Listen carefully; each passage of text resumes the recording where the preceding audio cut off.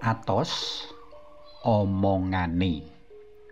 Panglimbang 5 menit dina Setupaing tanggal 10 Mei taun 2020 kapetik saka Injil Yohanes bab 6 ayat 20 tekan ayat 29.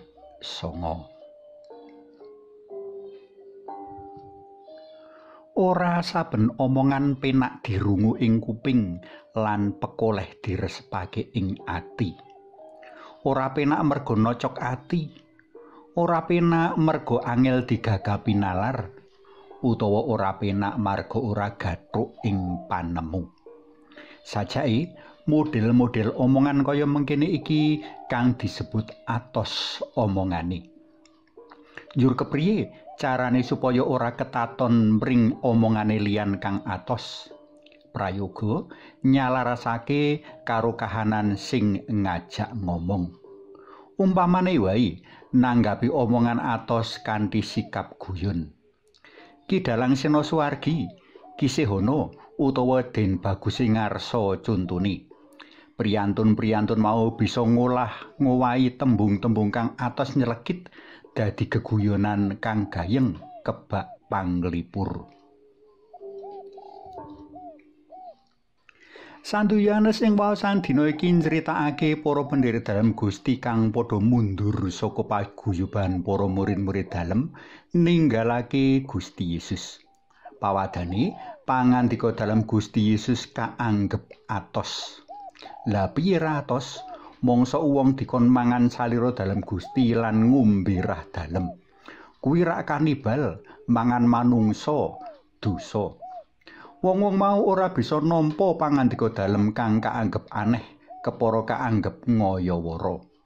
Kudune wong-wong mau padha nyalarasake karo kahanan, pamikiran lan ancas tujuan dalem Gusti Yesus rikala panjenengane medhar sabda. Pokoke iki Gusti Yesus ora lagi ngrembug bab panganan kadonyan, ananging ngrembug panganan karohanen. Prekarane iku wong-wong mau padha nampa sabda dalem Gusti sacara wadah wantah sacara nalar wae. Rikala Gusti medhar sabda, "Aku iki rotining urip," ngemu teges menawa panjenengane iku Sang Sabda kang tedhak ana donya ngasta dhaharan karohanen arupa sabda, pamikiran, piwulang sarta patuladan. Kepara panjenengane masrahake jiwa ragani minangka srana panebusan kanggo manungsa. Kaya dene wong rikala arep memangan kudu kapesthekake bab ora ndrawasine panganan mau saengga percaya rikala dipangan ora mendemi lan nemahi pati nanging mahanani sehat santosa. Kaya mengkono mau kudune wong-wong mau. Kanthi panyawang karohanen, wong-wong mau kudune percaya menawa sabda kang kawedhar Gusti iki ora nyilakani, ananging kepara malah nggawa menyang urip langgeng. Sabanjure kanthi nuhuni sabda, pamikiran, piwulang, uga patuladan dalem, sabda mau bakal nuntun marang urip langgeng. Kanthi mengkono, sabda dalem iki ora atos meneh, jalaran tinampa kanthi sikap kang bener lan pener alias laras. Para tresna pelem kinasih, wong kang cupen nalar nuduh wong Katolik kanibal, mangan daging lan gedhi manungsa. Wong kang cupen nalar nuduh wong Katolik nembah brahala jalaran manembah roti dudu Gusti. Nanging wong Katolik kang pitaya lan mangerti kepriye asal muasale tradisi Ekaristi ora bakal ninggalake Gusti kang wis labuh-labet pati kanggo umat manungsa.